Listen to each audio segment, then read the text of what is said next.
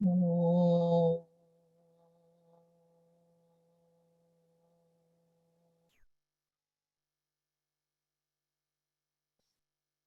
Om.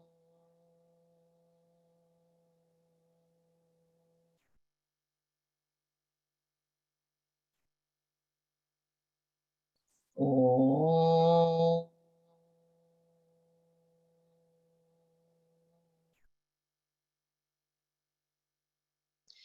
Om Brahmanandam Paramasukadam Kevalam Jnanamurtim Dvandvatitam Gagana Sadrisham Tattvamatsyaadilaksham Ekam Nityam Vimalam Achalam Sarvadhi Sakshibhutam Bhavatitam Trigunarahitam Sadgurum Tam Namami. Om Sahana Vavatu Sahano Bhunaktu Sahaviryam Karavavahai Tejasvinavadhitamastu ma vidvishavahai. Om Shanti Shanti Shanti Harihi Om Shri Gurubhyo Namaha Harihi Om. Om Samastajana Kalyane Niratam Karunamayam Namami Chinmayam Devam Sadgurum Brahma Vidvaram Sadgurum Brahma Vidvaram. Hari Om everybody. We are on chapter 4 in the portion where Bhagwan is explaining the yajnas. In verse 24, he's actually, that is the highest yajna, that is the description of a realized master who has gained realization through knowledge. It is not bhakti. We must remember that when he knows the ladle to be Brahman. He knows the fire is Brahman. He knows the oblations are Brahman. He knows that. He's not superimposing it. If it was a superimposition, that is bhakti. The bhakta will do that. Ladle is this, just like we say Shivlinga is Lord Shiva, that is the bhakti standpoint. But verse 24 is not bhakti, it is knowledge. Then in verse 25, he started the yajnas, and line 2 of verse 25 also is the highest yajna, which he will later on, now he will come to that, but that is highest in the sense because in verse 25, line 2, he says that the lower self is offered on to the higher self, means the ego is offered into the Atma, the Paramatma, okay? Yajna, understand yajna to be a sacrifice where something is offered into something else. That is the meaning of yajna in this chapter, in this context. And after that, he said that he started saying that there are many people who do different types of yajna. They are all yajnas fall under karma. Okay, other than these two that I told you, 24 and line 25 of line 2 of 25. Other than that, all other yajnas, now he's is talking about all. So in 26, he talked about all the senses to be offered into the control of fire. See, there is all this offering is there, yajna. Okay, not physical offering here, it is all a mental. So there is a control that is exercised. And then he says this, the objects are then offered into the senses. Okay, so the 26, line 1, Dhamma, where the mind is, where the senses are controlled. And then Shama, where once the mind is controlled, okay, then whatever objects come in through the senses don't matter, because it is the mind that is reacting to this thing. It is not the eyes, the senses are not reacting, they're just bringing in the stimuli. What to do with that stimulus which has been received? I see a flower, what do I do with that flower? Do I want to go pluck it? Do I want to offer it to the Lord? Do I want to leave it alone? That is a decision of the mind. So therefore, once the mind is controlled, which is subtle, controlling the mind is subtle, then the objects, let them come in, what does it matter? Because the mind is under his control. That is this. And then in 27, we saw Sarvani Indriyani Karmani. So, but in verse 27, there is Atma Sanyama Yoga, not Sanyama Yoga, Atma Sanyama Yoga, and Jnana Dipite. Means Jnana Dipite through knowledge. This whole chapter is about knowledge only. It is not bhakti. So through knowledge, this Sanyama, there it was just fire of control. Here it is control of the Atma, the Paramatma. So it's even more subtle.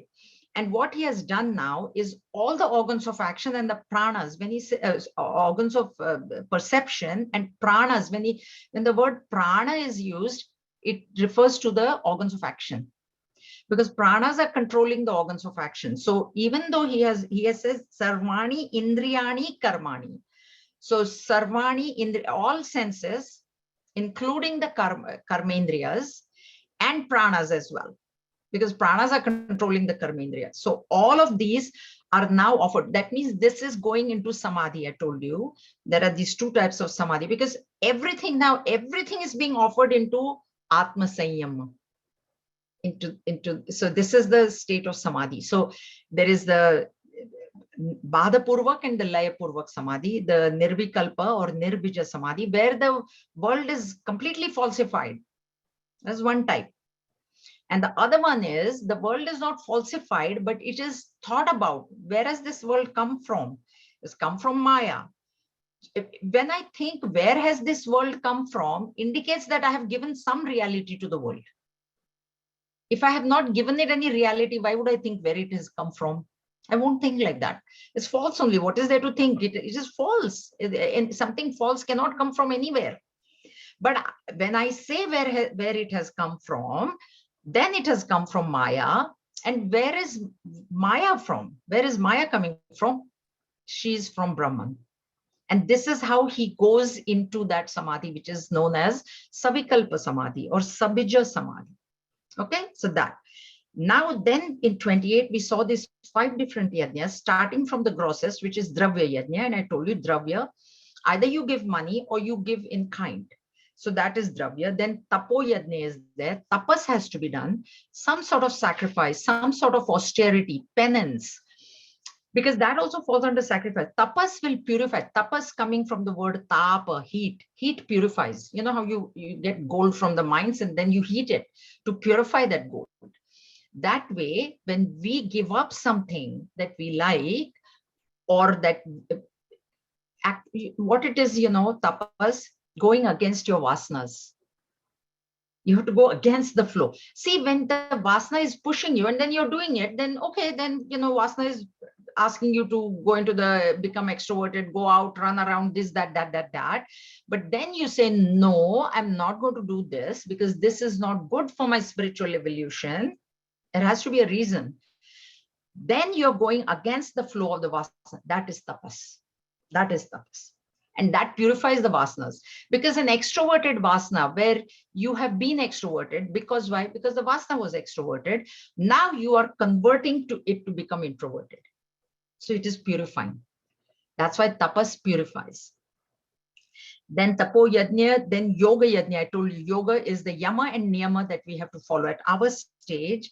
This yama niyama have to be followed. Very, very important. It's from Patanjali's Yoga Sutras, Ashtanga Yoga. So once we do yama niyama, then asana will come, then pranayama will come, then pratyahara will come, then dharana, dhyana, and samadhi. So yama niyama and niyama at our level, if we follow those 10 instructions, yama for the external world, niyam for our own self, at least to a certain degree. All these yajnas we can do. These are very simple. I mean, they're simple in the sense they can be done very easily. Let me tell you, it's not difficult. Choose something and do it. Okay. Tapo yes, tapare. Swadhyaya. I told you, swadhyaya. 5 minutes of reading of some sort of spiritual. You've done Swadhyaya Yajna. Tapas, do fast once a week. Or if you're very fond of chocolates or sweets, then say once a week, I will not eat sweets. I will not eat chocolates. It is very individual. What you need to do, you need to figure out what is it that I am being pushed by the vasanas, and then say, I'm not going to do it. So if you have vasana of smoking, you say, no, I'm not going to smoke, that way. So go against whatever your vasana is. If your vasana is to like drink coffee every single day, Starbucks, say once a week, I'm not going to do it. Start with once a week. That becomes tapas. It's not tapas means you have to fast like traditionally, I won't eat grains and I won't. It doesn't have to be like that. It is very individual. Swadhyay, pick up a book which you like. That's why I told you. Power of Now, anything, but not magazines. Swadhyay. And Jnana Yajna, what will happen is this Swadhyaya Yajna, all these other yajnas which are growing from gross to subtle to subtle to subtle will lead you to Jnana Yajna, which is offering the ego into the higher self. That is Jnana Yajna. Jnana Yajna is not reading books. Reading books is Swadhyaya. But first, to reach Jnana Yajna, you need to read the books. We need the Bhagavad Gita to tell us, or scriptures, or Shankaracharya, or some guru has to tell us that. That's why Swadhyaya is essential. Okay, giving money, they say it purifies the money. That is another advantage. Purification is required at all levels. How do you purify money? Now, we are not talking about money that we have gained illegally, but I'll tell you one thing. Even when I had a job, a 9-to-5 job. Now, the thing is, did I honestly 9 to 5 work for the bank? Or in between, did I call a friend? Did I call my babysitter? Did I do sometime I took a little bit extra lunch, extra coffee? Did I not do that? So that's why, even though I have paid my taxes and I'm getting my pay from paycheck I'm getting, even that needs to be purified. And that gets purified by giving charity. Charity will purify that wealth, because that wealth will come and it will not, create disturbance in your mind. Disturbance in the mind means the mind will remain sattvic, even though the wealth is coming in. One is wealth coming in. How to handle that wealth is another problem. How do I handle this? That's why we say purification happens. So all these yajnas will purify. Okay. And then he said about apane juvati prana. I told you, they take one prana and they offer it into the other 4. Physically, how it is done, I'm not sure, but this is what he says. So these are pranayama parayana. Parayana means they think pranayama is the highest. Okay, no problem. They think, because they are very body oriented. Those people who are body oriented this Ashtanga yoga becomes very important for them, because they are not intellectually geared for Jnana yoga. They're not heart oriented for bhakti, and neither are they for karma. So only body. Then this Ashtanga yoga becomes very important. Those people will do pranayama, practice pranayama and pranayama is never to be done without a master. At our stage, we can only observe the breath. Good enough, because we are doing all these other yajnas. Pranayama, we need not go to the highest level of pranayama, but there are people who do this pranayama, and then what they do, again, it is a sacrifice. They are sacrificing these 4 pranas into the 5th one. So that way, okay. And then the next one is well-regulated offer vital airs in vital air. This is prana. The first one is prana, and this is offering this is also pranayama. And because of this yajnas, they are getting purified. Yajna kshapita kalmashaha. So these yajnas, they fall under karma. That is what now he's going to say. And because they fall under karma, they cannot be a direct means to realization, other than the 24 and line 2 of 25, all these. And now he's going to sort of conclude this. We were on 31. Yajna shishtamruto bhujaha yanti brahma sanatanam nayam lokostya yajnasya kutonya kuru sattama. The eaters of the nectar, the remnant of the sacrifice, go to the eternal Brahman. This world is not for the non-performer of sacrifice. How then the other world, O best of the Kurus?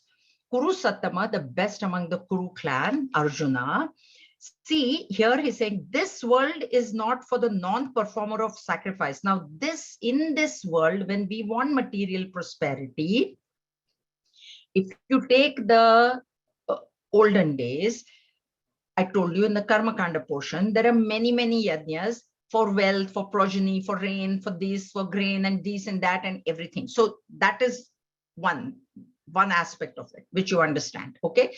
So here what Bhagwan is saying is, suppose you want rain, but you don't do that yajna for rain, which is the physical yajna, where there is a fire ritual and all that. How will you get rain? Now, in the modern context, what we must understand is, oh, we don't do all those yet. No, we don't. But we work hard for what we want in the material world. And we sacrifice our time. We sacrifice our family. We sacrifice so many things. Like we go to university, we sacrifice our time and we study so hard to get a degree, to get a job. That is what he's meaning here, that in this world also, without sacrifice, can you get anything? Can you just sit at home and then say, okay, they'll hand me a degree? Then you just sit at home and then you say, oh, they will just offer me a job and then they'll just give me some paycheck. Or are you studying very hard? You're coming first in the class and then you're getting a degree, then you're going and preparing your resume and giving your interview. So this is what he means. Like in this world, you cannot get anything unless you've sacrificed something. How you will gain those higher worlds without sacrifice? This is what the question here. It's a rhetorical question. No, you can't. In this world, which things are finite, easy to gain. It is very easy to get a job than to get heavens. Please remember that. So in this world where results can come easily, even those you have to work hard. And you have to sacrifice something or the other. You have to sacrifice your time, money, whatever it is, right? How about the higher worlds? You think you can get without this? You can't. This is what Bhagwan is saying. And in the previous chapter, now he's saying the eaters of the nectar. What is this nectar? Nectar should not here be understood. Yajna shishta amrita bhujaha. When you do a sacrifice, when you do some action, a result comes. Okay. Now, in chapter 3, if you remember, there Bhagwan said, when a person does some yajna and some prasad comes, some result comes, if he alone eats it, then he's a thief. You remember that from chapter 3? Okay. Now, here he's not talking about thief, but what he's saying is what remains is amrut. Why? Because these yajnas are falling under karma. When these yajnas that he has mentioned before, when they are done, what remains is a purified mind. You understand? That's why Bhagwan Shankaracharya has always said that the karma kanda portion, all the yajnas that are given, you do them with your top priority, purity of mind. Second priority, external result. When you do that sacrifice, when you study hard, why will you not pass the exam? You see, this is what Bhagwan is saying. So when these people, they will do these yajnas or anyone, that's why I said we should try to do some of them. And what remains is a purified mind. And that is what Amrit is. Amrit is not where I will drink and I will become immortal. There's nothing like that. Body can never, no matter what Amrit you drink, body cannot become immortal. Impossible. Okay. Immortality is achieved only when you identify with the Supreme, which is immortal. As long as you keep identifying with the body, there cannot be any immortal. So this Amrit that he's talking about, that remains after the yajna, is the purified mind. And in that purified mind, knowledge can come very clearly. And therefore, this person then becomes eligible. So this is Krama Mukti. Krama Mukti. Yanti Brahma Sanatanam. They will get this eternal Brahman. How? Not just directly by doing the yajna, but what will remain from that yajna is a purified mind, which he calls as Amrit. Why Amrit? Because that purified mind is going to take them to immortality. This is what he means. And then he say, oh, best of Kurus, understand in this world also, we should also understand in this world also, we have worked so hard. We have worked hard to get a degree. We have worked hard for whatever that we have achieved in life. We have worked hard. Now, if you want something beyond this thing, how much harder we have to work? How much more? The higher the goal, the greater has to be the sacrifice. All right? Okay, that's why I told you, all these yajnas are falling under karma. All right, clear? Now, evam bahuvida yajnaha vitata brahmano mukhe karmajan vidditan sarvan evam nyatva vimokshase. Thus, innumerable sacrifices lie spread out before Brahman, literally at the mouth or face of Brahman. Know them all as born of action. This is what I was telling you, born of action. And thus knowing you shall be liberated. Now let's see what he means here. Lies spread out before Brahman. If you read the second paragraph, there are two interpretations. One is spread out in front of the mouth of Brahman, means they have been spoken by Brahman, means they are from the Vedas, means they are legit. There's nothing wrong with them, because they're from the Karma Kanda is full. Second, the biggest, the largest portion of the Vedas is Karma Kanda. Now, if it is in the Vedas, how can it be not true? It can't be. That's why he's saying here. Here can also various yajnas lie strewn in the storehouse of the Veda, wherein the Veda is conceived as the mouth of reality, inasmuch as according to the Orthodox tradition, it is believed that the Vedas were given out by the eternal itself. So take it either way. Vitata brahmano mukhe, Brahman mukha face, vitata, they're spread out before Brahman.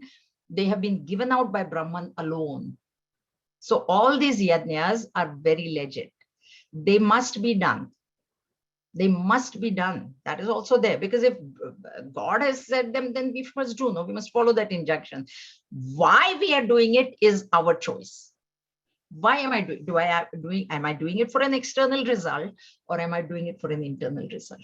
That's where there was our discussion with the Karma Kandins. Karma Kandins said, no, this is to be done, and this will lead us to liberation. Means you do it, keep on doing these yajnas for all these external results, and you will get liberation. This is what the Karma Kandis claim. And Bhagwan said, no, you do this, but if you do it with that doership, I am doing the yajna, I got the result. If you keep doing with that notion, you will not get the eternal reality. This is what Bhagwan Shankaracharya. Therefore, he says, you do it. But in your mind, you must have the thing, I want to, therefore, all the yajnas that we do, when I do fast, not to tell other people I'm doing fasting, this, that. No, I want to go against my vasanas. I want to purify my vasanas. That's why it's self-analysis. It is only for the self. Studies of Vedanta is just for our own self. So here, evam bahuvida yajna means these are a few that I have told you. There are many more. Karma Kanda, I told you, biggest portion where Upanishad is yay small. And that's another thing that the Karma Kanda said. They said, if it was that important, Vedanta, Upanishad, then that portion should have been big and Karma Kanda should have been small. Whereas Upanishad is so small, that means it is not that important. This is their saying. Karma Kanda is so big. That means it is more important. That is how they say. And Bhagwan said, no, it is not. And also the other thing they said, it's like Upanishad, you do a yajna here, then you just chant Upanishad in the background. That is the only purpose of it. Then they need not be understood. They're like musical accompaniment to the yajna, which is the main thing, which is the main stage yajna. Background, Upanishad. Okay, and no, karmajan vidhi tan sarvan. Remember that they are all born out of action, other than those two. Other than those where the ego is being offered, no, that is not born out of karma. All these actions are born out of karma, so the result will come because it is the law of karma. There's nothing anybody can do. You do an action, there will be some result. Let it come. It will come. Now, Tan sarvan evam nyatva vimokshase. So this is what by knowing what will I get? Vimokshase visheshena moksha means I will get moksha. How will I get that moksha? By knowing that these are karmas and I am not the doer. What is the knowledge that I must have here? That doership notion, enjoyership notion must not be there. Means the ego must not come into play. Yajna, to purify the mind, is to subdue the ego. This is the mind which keeps saying, I did all this. I went to the travel agent and I booked my ticket and therefore I went. No, that I has to be subdued. If I come to know that, if I know that this is karma, another this thing, because it's in 14. Another standpoint is all these actions are happening because of the play of the gunas. From chapter 3, if you can just pick up the guna. Guna guneshu vartante, Bhagavan said in chapter 3. Every action is because of the interaction of the three gunas. That is another thing that I can know. That it is my gunas who are at play and therefore this sacrifice is happening. Say whatever, swadhyaya, my sattvic mind became predominant, sattva became predominant and I read. Or charity. So, I wanted to purify my money. I want to purify my mind. Therefore, I've done charity. Tapas, I'm doing for purifying. So if I know that it is the gunas that are at play, and that's why this yajna is happening through me, yajnatva vimokshase, then I will get liberation because I'm subduing my ego at that point in time. This is what is to be understood here. Clear? So yajnas to be done. To be done. Very easy to do. And pick any. You don't have to do all. This prana, there's no way that I can do. We cannot do pranayama, but that one is very easy. Where dravya yajna to jnana, that is very easy. Offering the senses, control, self-control we can exercise. That also I've given you. You go in the mall and okay, this thing. And use whatever means you use. You're free to use any means. Don't take your credit card. So even though you're tempted to go into Purdy's, no credit card, keep walking. So even when those temptations come, you can. So that is all control. That is a yajna. In itself, it is a yajna. Just control, self-control. So those type of things we keep, but no. And they are all come from Vedas, come from Brahman, but know that they are born out of karma. You are not the doer. That's how Jnatva Vimoksha, because don't think that I know how to do some sort of fast and that will give me liberation. It won't. That's not the knowledge. If I keep saying I'm the one that is fasting, see how great I am. I can, do whole day, no water. I can do. If you keep that I alive, there cannot be liberation. The small I has to die. Okay. Shreyan dravyamaya dhyata jnana yajna parantapa. Shreyan dravyamaya jnata jnana yajna parantapa. Sarva karma khilam partha jnane samapyate. Superior is knowledge sacrifice to sacrifice with objects. I already told you this, that those two are the superior, and that's what he's going to say. This is what he's saying here now. O Parantapa, harasser of foes, all actions in their entirety, O Partha, culminate in knowledge. Parisamapyate. So we need to understand this. So superior is knowledge sacrifice. Verse 24, line 2 of 25. Those are the two knowledge sacrifices. That's it. After all the others are falling under karma. So therefore, they are the superior most because those two are a direct means to liberation. When you offer the ego into the higher self, that is what it is. That is what we need to do.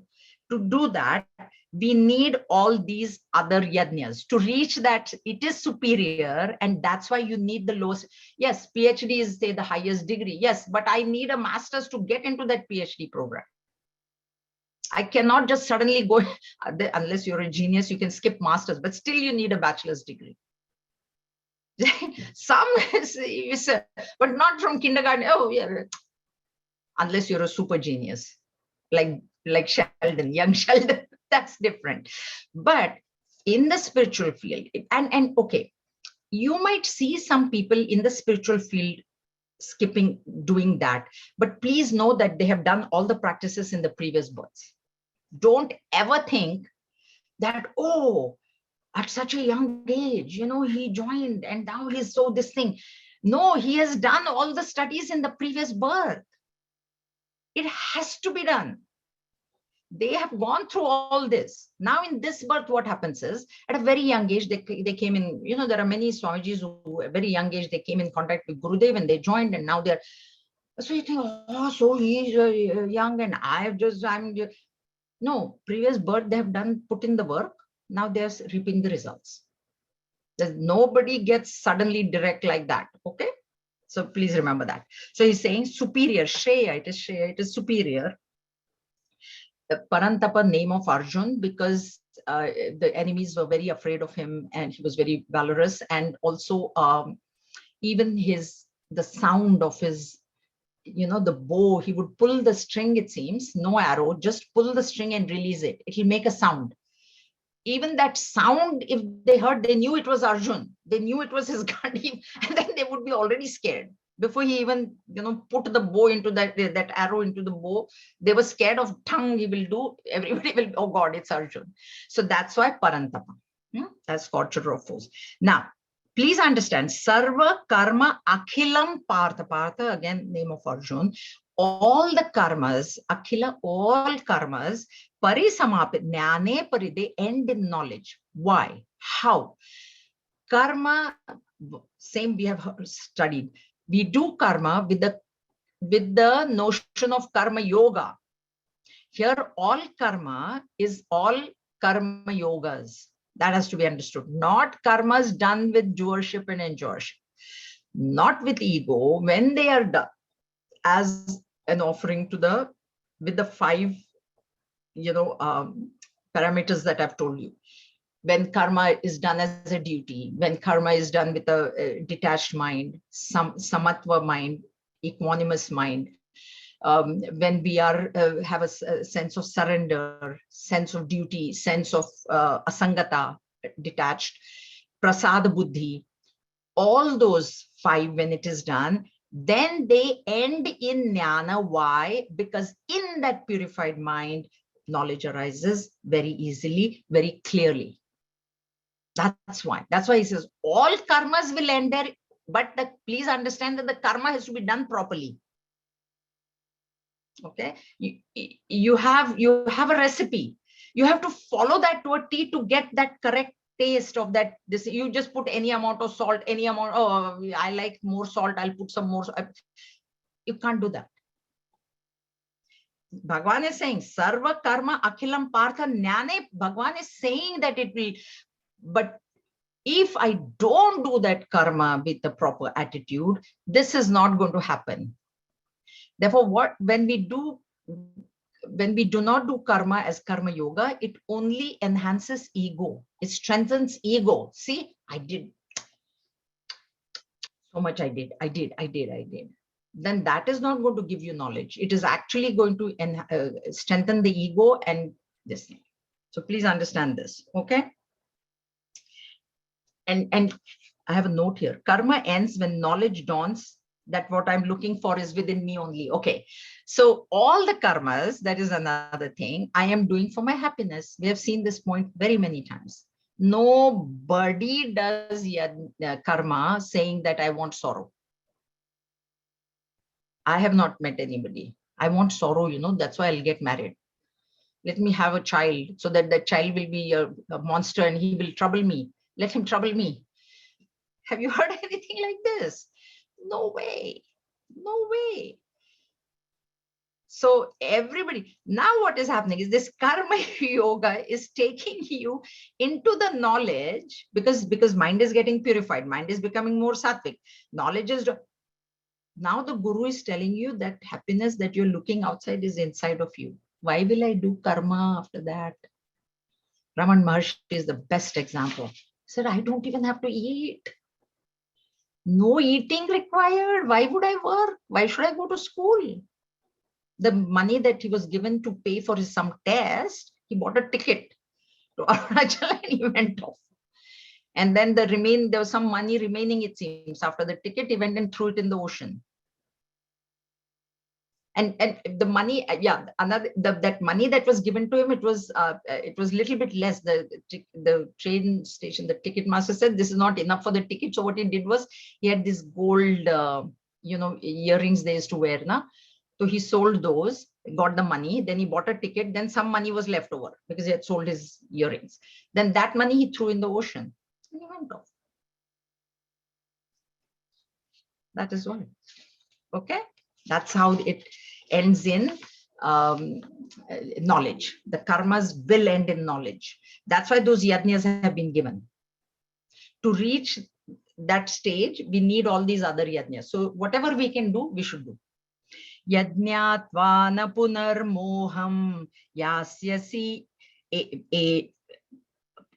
Yajñātvā na punarmoham ye evam yasyasi pandava yena bhutanya sheshena drakshasyatmanyatho mai. Knowing that you shall not, O Pandava, again get deluded like this, and by that you shall see all beings in your own self and also in me. Knowing that, knowing what? Knowing that you and Jiva Brahma Aikya. This is the highest knowledge. Huh? Knowing, what should I know? Knowing that, Parisamapyate. Pari means all round, and all round is only the pure consciousness. So knowing that Pari, knowing that supreme, knowing knower of Brahman becomes Brahman.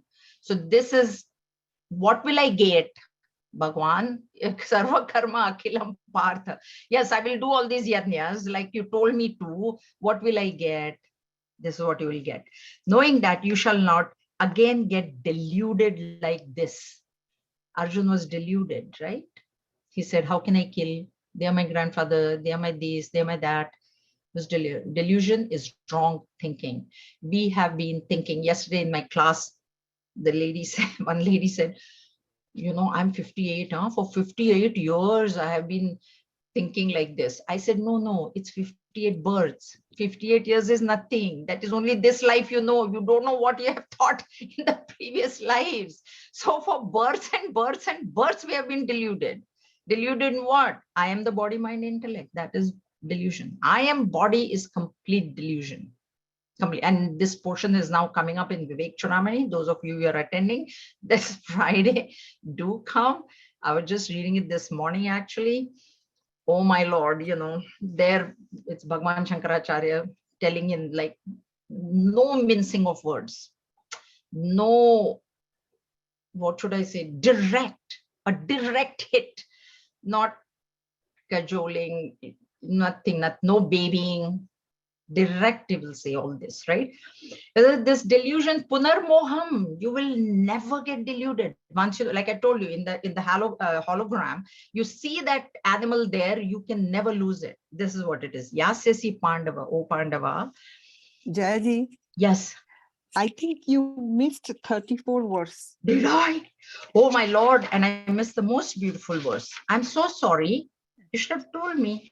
That's yeah, why. but I didn't want to break your link. Oh, sorry. Okay. So, knowing that, okay, that's what.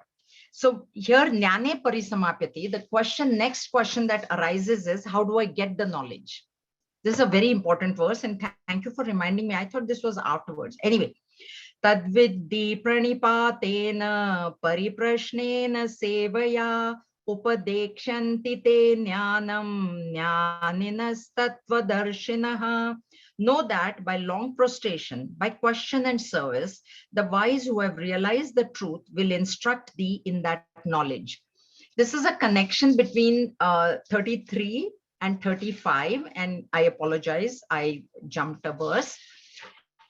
in 33, he says, all actions will end in knowledge. And in 35, he says, yajñātva, having known that.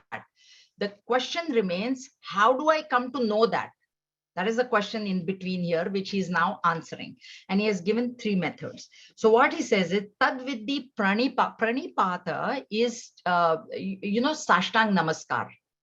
In South India, the men will lie flat in front of the deity or the guru. Women are not supposed to do Sashtang Namaskar ever, only men do it. And that is at the level of the body. We have to understand these 3. There are 3 things here. One is pranipata, one is pariprashnena sevaya.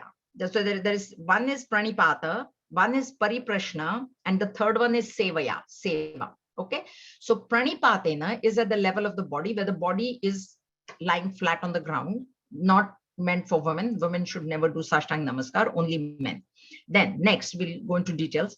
Pariprashnena, prashna is question about what? Pari. What is pari? I told you, pari is all round. Pari means all round.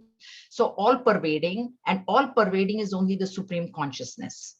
So that is pariprashnena. And sevaya is seva, service at the level of the mind.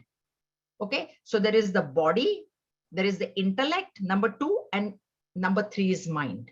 So at these 3 levels, service has to be done to the master, spiritual master. Okay, and then what he will do? Upadesha. He will give upadesha. He will teach. Te jnanam jnaninaha tattvadarshina. Now, which kind of a master should be served is being given by tattvadarshinaha, one who has seen the tattva. Tattva here, pure consciousness, Brahman. So this darshinaha, seen, not physically seen, but one who has become Brahman. And Upanishad describes such a person as Kshotriya and Brahmanishta. So the one who has heard, presupposing that he also had a guru, because if he has to hear, there has to be a guru telling him something. So Guru Shishya Parampara. So he has heard from his guru, and now his nishtha, his steadfastness is in Brahman alone. Therefore, Brahmanishta. Therefore, both words are used, Kshotriya and Brahmanishta, because you cannot become Brahmanishta without listening. Shravanam is very important. It's the first stage to reach this Brahmanishta pada. So therefore, these both words always will go together. They will never say you go to a Brahmanishta guru. No Upanishad is saying that. Every Upanishad says go to a guru who is Kshotriya and Brahmanishta. So he has heard, and now his steadfastness is in Brahman. Nishtha. Nishtha is to, your faith, your firm faith is nishtha. We have firm faith in our money. Money will be, that is security. Houses, security. Family, people have firm faith in, my family is there. My daughter, I have heard people say that, my daughters will look after me in my old age. That's firm faith in the daughters. The only firm faith should be in God. There cannot be, because they are shaking. When you have firm faith in something finite, that it is finite. It is finite. It is shaking. Don't have firm faith in anything in the world. Firm faith only in God, because only He is not shaking. So that's why Brahman. Now, let's go to what Pranipata, falling flat. Now, what is this falling flat? It is not just a physical action of falling flat in front of the Guru. What has to fall in front of the Guru is the ego. The ego has to be surrendered. That physical falling flat is a indication of the ego being surrendered. There is a Zen story. A student went to a Zen master and said, I want to learn from you. So the Zen master said, it's okay, let's have a cup of tea. And when the tea came, the teacups were there and the kettle was there with the tea. So he started pouring the tea from the kettle into the cup, and the student was watching. And then the cup filled up, and then it overflowed into the saucer, and the student was watching, and the master was still pouring, and then it poured out onto the table, and he was still watching. He was wondering why this master is doing like this. Then from the table, it started going down on the floor. because he was still pouring into the cup. Then the student couldn't keep. He said, Master, why are you still pouring? Because the cup is full. It is now overflowing onto the floor now, to the saucer table and now floor. And the master said, because you have come to me with a full mind. So whatever I pour, whatever knowledge I give you is going to flow out. So pranipatena is an indication that you have gone to the Guru with an empty mind, not mindlessness, empty mind. Empty it of all your preconceived notions, which you have gained not in this birth, many births. And the greatest preconceived notion is, I am the body. So you have to go to a Guru with an open mind. Because if you already have so many things in your mind, and now what the Guru is going to tell you, every time the Guru says something, this is no, I don't think so. No, this is. The mind is going to keep chattering. So this pranipata indicates an empty mind, empty of your preconceived notions. And therefore it is a surrender of the ego, because it is the ego which thinks, I know so much. Who is thinking? I've studied very much. I've studied already so many gurus I've had. Now I'm coming here to see whether you're telling me the same thing as before they told me, or do you know something more? That shouldn't be an attitude when we go to a spiritual master. We should have full faith in him. And this pranipata indicates that. Now, what type of questions will you ask? Only about pari, not anything about worldly matters. That is, there was a beggar, he went to a king. So the king said, ask whatever you want, and you shall. He's a king. He's the king of the kingdom. I'll give you anything that you want. The beggar said, give me a begging bowl. I don't have a begging bowl to beg. So give me a begging bowl so I can beg. And when we go to the spiritual master and say, when will my daughter, will she ever get married? Will my son have a child? Then we are asking for a begging bowl. The beggary is not going away. That's why pariprashnena, ask only about pari. Ask only about the supreme reality. Ask, who am I? What is this world? And in Vivek Chudamani, we saw the 7 questions that the student has asked. Those are questions about pariprashnena. That's why the teacher was very happy. That I'm very happy with you. What is bondage? What is Maya? Why do I feel bound? What is Jiva? What is Atma? What is this world? Who is Ishvara? These type of questions are pariprashnena, pari. These type of questions should be asked. Not any, when will I get a job? My son is just not doing anything. There's a joke. One of our Swamijis went to Punjab and he went to a devotee's Amma. He always called everybody Amma. He said, I went to this Amma's house, and the Amma said, Swamiji, please talk to my son. Swamiji thought, okay, teenage bacha hoega, na? Like, talk to my son means what? Little tea. Then she said, okay. He said, okay, sure, call your son. He said, the son was like in his 50s, giant, taller than me, hefty. And she said, Swamiji, please talk to my son. Swamiji said, what am I going to tell him? So that's why this pari, what prashna, what question you're going to ask the master, you must always think about it before going there. Therefore, Bhagavan has qualified the prashna with pari. He just says prashna means any prashna, it will be any whatever, So no, pari. Now, seva at the mental level is to have faith. In pranipatena at the body level, let me tell you one thing. There is also seva of the guru, where you clean his kutia, cook for him, wash his clothes. That type of seva is also there, which can be done. Okay, but when he says sevaya here, seva, Bhagavan doesn't mean that type, because that anybody can do. Anybody can do that. If you're going as a disciple, as a student to learn about pari, because you're pari prashnena, then the seva that you have to offer is your complete faith in what the guru is saying. Because everything that the guru says, if you keep saying, how come, You're not. So at the level of Shravana, you must have that blind faith that whatever the Guru is saying is correct, is true. I may not feel that this is correct, but he's saying it, so it is true. He said it, like I told you. If Bhagavan Shankaracharya says it, there's no way on God's green earth that it is wrong. That firm faith we must have. So there was one student who went to the master and he said, I want to learn about Pari, pure consciousness. And the master said, yes, it is something which you cannot see or smell or touch or taste or feel, like all the five senses or hear.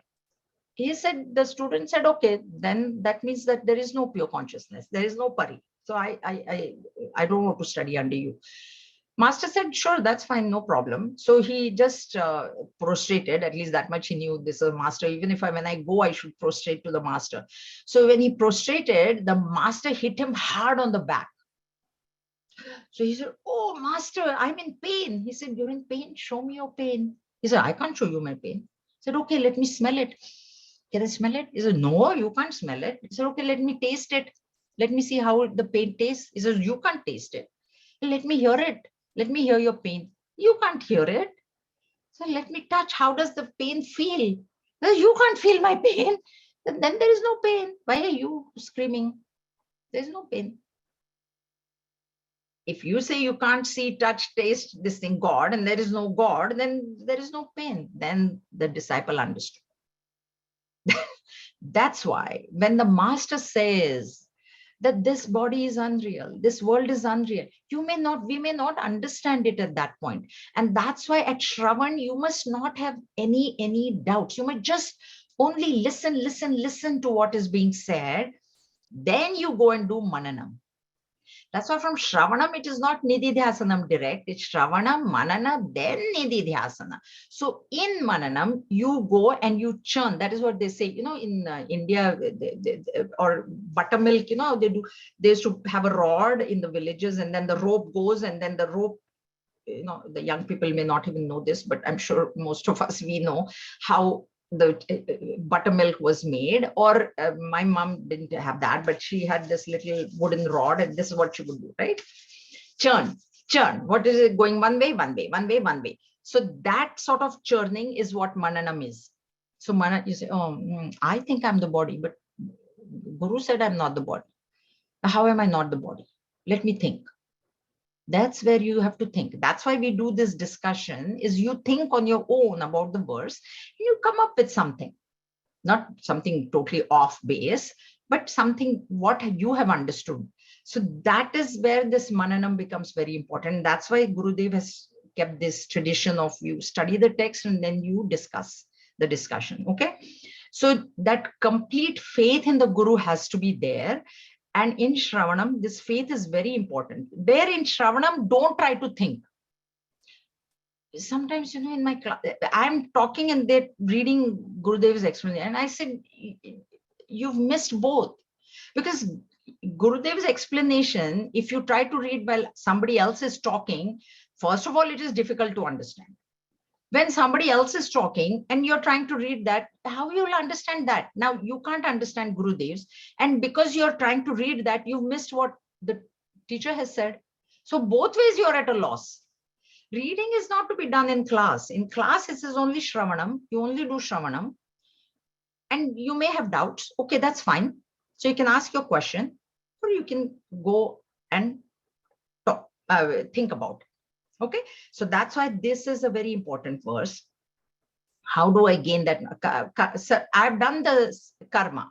I've done karma as a karma yoga. I have a purified mind. Now what do I do? Now I approach a guru who is a tattva darshinaha, which means shrotriya and brahmanishta, one who has heard from his guru and one whose nishtha, whose faith, he's constantly abiding in that Brahman. So it's a Sadguru. That's why they're known as Sadgurus.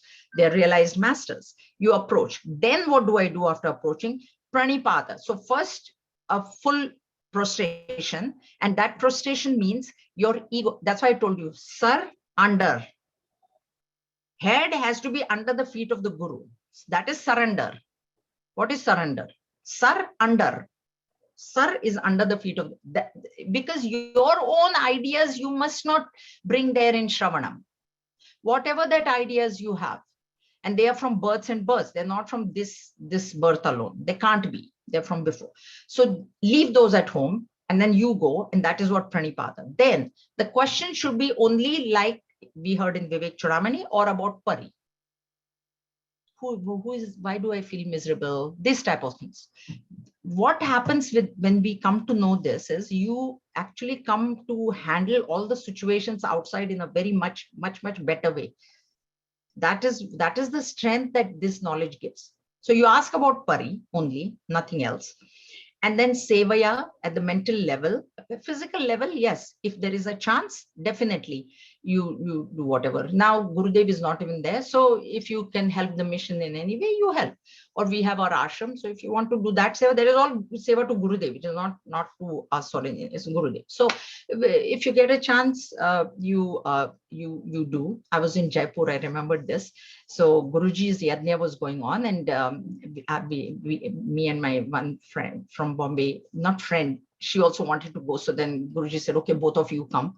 So we were there, and then there was a huge house, bungalow that Guruji was staying in. And Guruji said, where do you guys want to stay? Two of us, we want to stay here only. We want to stay with you. You don't put us in some other person. We're both like, no, Guruji, we want to stay here with you. They said, okay, they two will stay with me. And his room was upstairs, and they gave us a room downstairs. And then they hired a 12-year-old girl only to do Guruji's clothes, to wash his clothes. Ironing, they were sending it outside.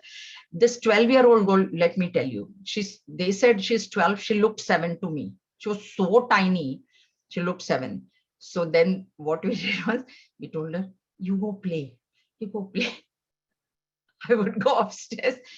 So Swamiji said, why are you taking my clothes? You wash them when I come there, right? Vancouver. I said, no, but in Vancouver, Swamiji, we're just sticking it into the washer. That time there was no washer in India. There were no washers. So we said, no, Swamiji, it's okay. She's a little girl. Let her go play. Okay. So we would bring and we would wash his clothes by hand. So it gave so much pleasure that by hand we are washing Guruji's. Here we just dump it in the washing machine, I mean, we did that, but we used to iron. And then the daughter-in-law's job was they had assigned all the duties. So that girl was supposed to wash, then the daughter-in-law was supposed to take it and get them ironed from outside wherever. So then we would dry, hand it to her, then she would come, then she would go put the clothes back. I said, okay, now you go and I would go get. So this is what happens is, see, when you do such things with a very, not to impress the guru, nothing like that, just it purifies the mind. This is what I have experienced. I have experienced this, right? That's why I'm telling you, this seva becomes very, people don't think, that's why the AGM, that's what I said. People who come on the board, they must come on the board with an attitude of service. It is service to the guru. It is, we are finding a hard time getting people on the board, but they have to understand this is where it comes from. This seva is very important. Okay. But the greatest seva is you have to have faith. There is no point just running around and doing, all these things. There were people, one lady, though Guruji used to come when I was in ashram, she will bring this whole tulsi mala, green. She will make herself and she will bring and she will garland. But she never attended any lectures of his, nothing. Nowhere did we see her. In the morning, she will come with this huge mala. She will garland Guruji, sit for some time and then go away. Never we saw.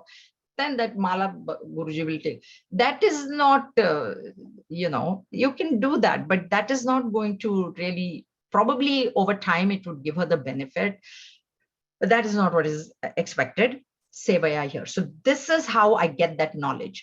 Now, once I get that knowledge, it will be next. I will continue with verse 35. Next week, the yajna starts, but the yajna starts in the evening. So I would really like to have this class. Okay.